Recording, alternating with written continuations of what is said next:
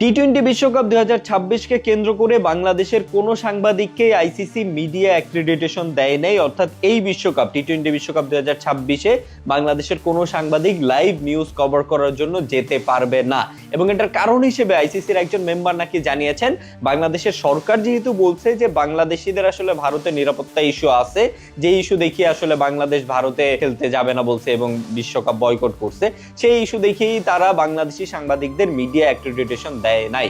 এখন আমার কথা হচ্ছে, বাংলাদেশি সাংবাদিকদের ভারতে নিরাপত্তা ইস্যু আছে বা থাকতে পারে এবং থাকারই কথা, বাট শ্রীলঙ্কায় তো বাংলাদেশি সাংবাদিকদের কোনো নিরাপত্তা ইস্যু নাই। এবং বাংলাদেশি সরকার তো এইটাই বলছে, মানে প্রথম থেকে তো আমরা এইটাই বলতেছি যে বাংলাদেশি প্লেয়ারদের ভারতে নিরাপত্তা ইস্যু আছে, যার কারণে আমরা ভারতে ম্যাচগুলো খেলতে যাব না, আমাদের ম্যাচগুলো ভারত থেকে সরিয়ে শ্রীলঙ্কায় দেন। এবং এইটা যদি আইসিসি করতো তাহলে সকল ঝামেলা মিটে যেত, এত ইস্যুটা এত বড় হইতোই না। তো আইসিসি তো সেটা করলোই না।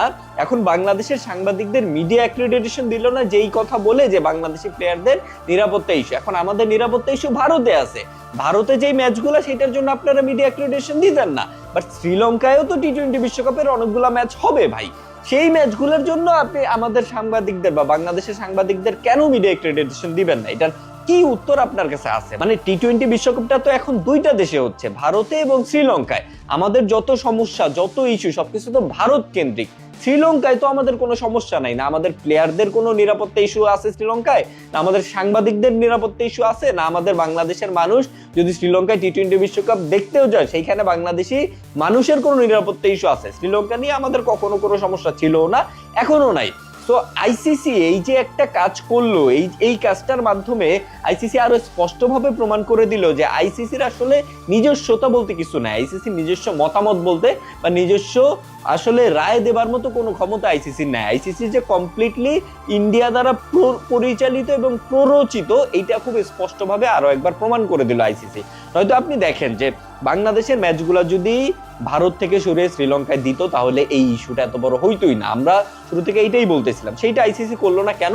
কারণ ভারতের ইগোতে লেগে গেছে যে বাংলাদেশ ভারতে খেলতে যাবে না, এইটা ভারতের অনেক বড় ইগোতে লেগে গেছে, এই কারণে শুধুমাত্র ম্যাচগুলো সরিয়ে শ্রীলঙ্কায় দিল না।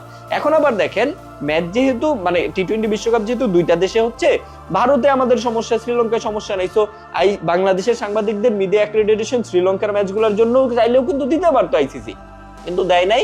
কারণ যেহেতু ভারতের সাথে আমাদের একটা ইস্যু হচ্ছে, রানিং একটা ইস্যু, একটা রানিং অবস্থায় আছে, সো এই কারণে আইসিসি বা ইন্ডিয়া আসলে বাংলাদেশি সাংবাদিকদের কোনো মিডিয়া অ্যাক্রিডিটেশনে দেয় নাই।